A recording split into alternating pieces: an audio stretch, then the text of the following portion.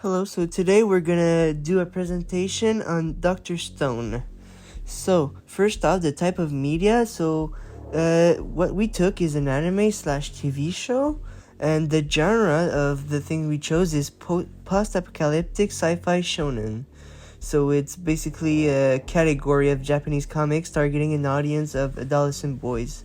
Usually in that type of genre, there is some type of main character, normally a male who is muscly and good at martial arts and has abilities, and some other type of abilities that enhances their strength. And the narrative structure usually implicates a final fight between the protagonist and the antagonist, like the boss fight. It usually involves them fighting physically and psychologically. The protagonist is usually being the underdog in those scenarios, and this can be shown by their dialogue exchange between the main villain and the main protagonist. So, in a few words, the story and the main plot. So, basically, in a world where humanity of today has been turned to stone, Senku, the main protagonist, all of a sudden turns back to normal after 3,700 years of petrification. Senku wants to make humanity come back to the way it was before the petrification with the help of science. And some of his friends help him achieve that goal. So we are just following his journey and struggles trying to achieve the restoration of humanity. In the first episode, he is using a scientific method to unpetrify one of his friends.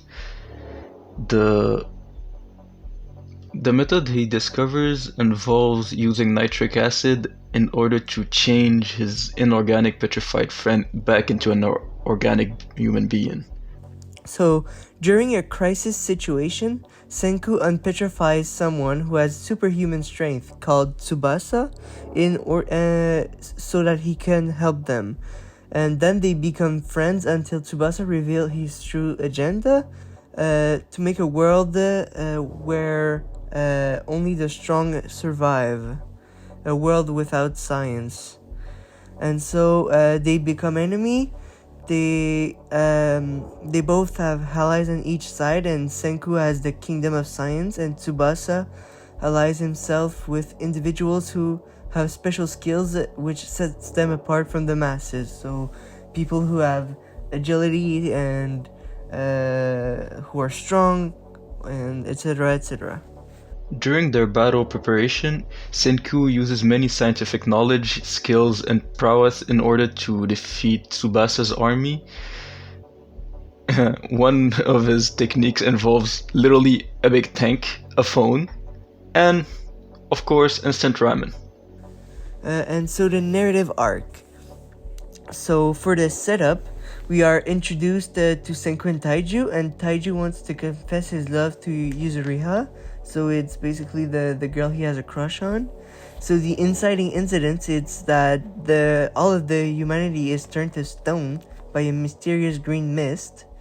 The rising action is when Senku and Taiju wake up 3,700 years later and try to find a way to revive all of humanity with nitric acid mixed with alcohol. The climax is when Senku and Taiju are up against the lion. They have to revive Tsubasa, which was known as the strongest primate high schooler back then. And the falling action is that Tsubasa kills the lion and becomes their ally. And the resolution of episode 1 is that it turns out that Tsubasa is not a nice guy at all, but he wants to make the world where only the young and strong survives, a world without science, resulting in a rivalry between Senku's group and Tsubasa's. For the 6 elements of genre identification, first there's the obvious theme of the modern world turning into stone, the petrification event, and the sub-theme of this scientific educational aspect of the show. In other words, the scientific advancements, discoveries that changes what can be done, the new tools. The characters, like Senku, the mad scientist, if he was not there, the story wouldn't be the same. And the setting, the events are happening 3,700 years after humanity stopped, and it's happening like where nature took over and stuff. And 5 and 6 are the plot and subplot. like restarting humanity by using scientific methods. So the plot is basically restarting humanities, and the subplot is while using scientific methods. Or the scientific method. Now, for how does the theme, the setting, and the plot relate to the post-apocalyptic sci-fi genre? So, the theme. The definition of post-apocalyptic genre is a scenario in which something has caused the collapse of human civilization. In Dr. Stone, we go from the modern world, so the one we are today with like 2023 and stuff, to a world where everyone is turned to stone because of the petrification event.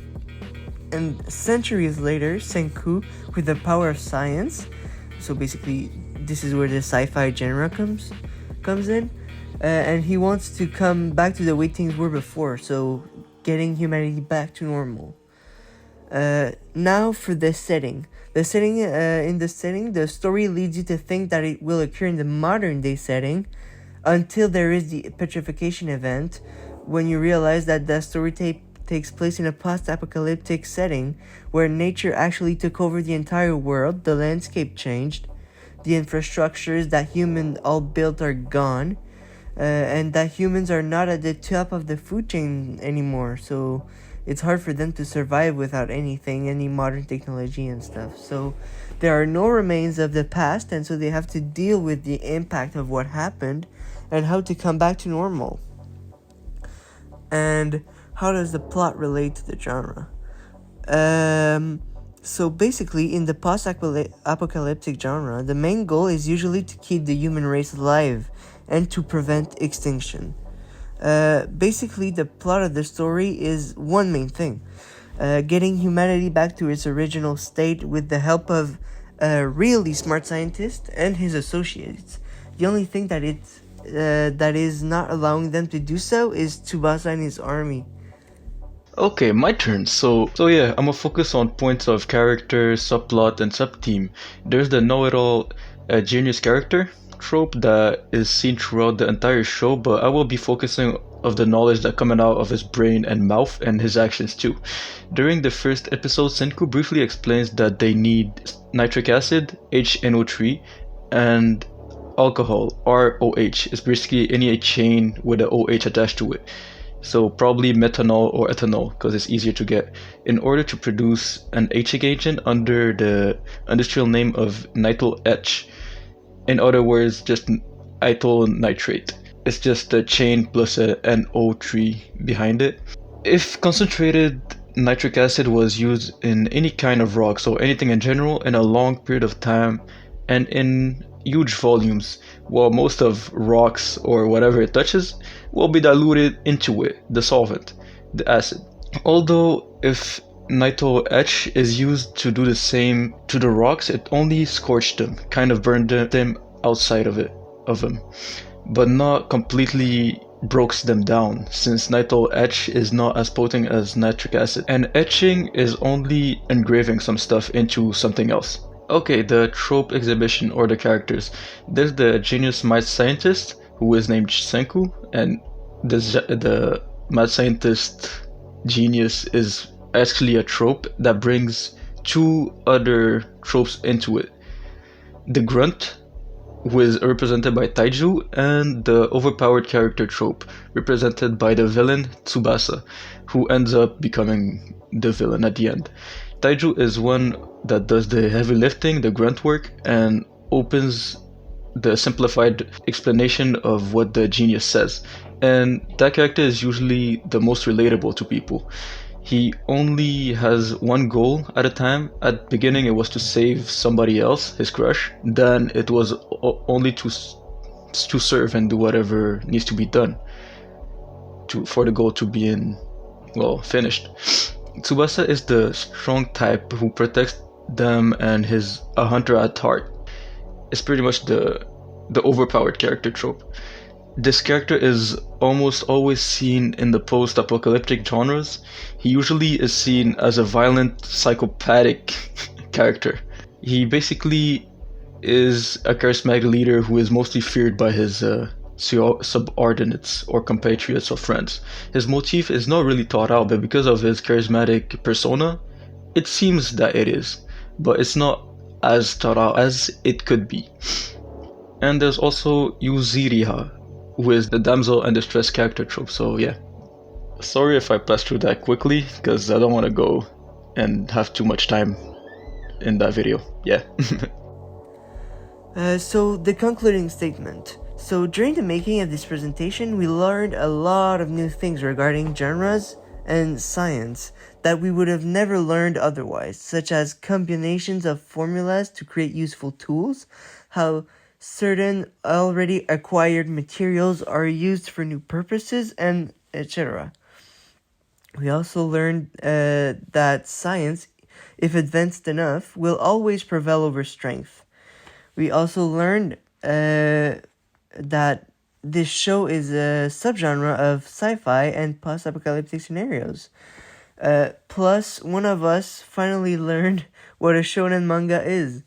Also, we can't help but wonder how much we would learn if other shows were as educational as this show. We actually would not need to go to school if to learn scientific facts or knowledge if such shows existed and were so much detailed. So thank you for listening. Yeah, so thanks for listening. I hope that wasn't a long video. And yeah, take care.